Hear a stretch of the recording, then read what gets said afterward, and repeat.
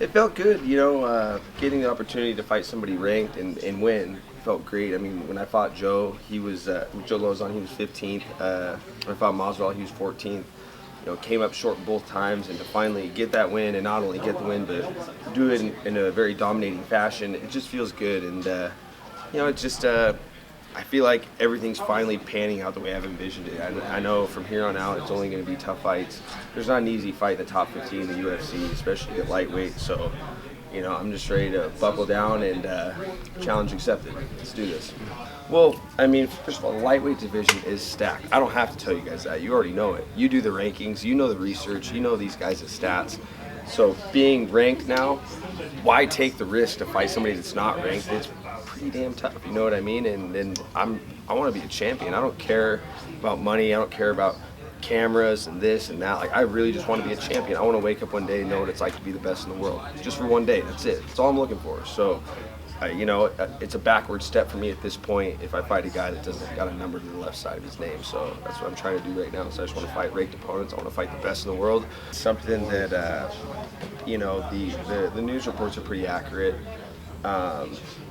Anything that's not reported is hearsay. I mean, let's just be honest. I mean, there was some drinking involved. You're out on the bar scene.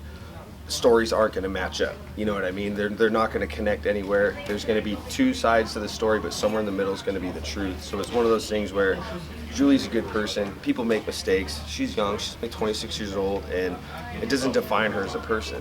This one thing, people are still forgetting that she's number 6 bantamweight female in the world. She's a phenomenal fighter, and people are going to screw up at some point. And sometimes it's unfortunate when people screw up that it makes headlines. You know what I mean? For me, my mistakes have flown under the radar. I'm not a perfect person. You know what I mean? And not as anybody in this room, everybody in the UFC. I mean, no one's perfect, but it's unfortunate that things unfolded the way that they did, and she'll become a better person for it. Peaks and valleys. You got to hit your lows to get to your highs. So I think she'll be right. As a possible opponent, you will get body locked, thrown on the ground, and choked.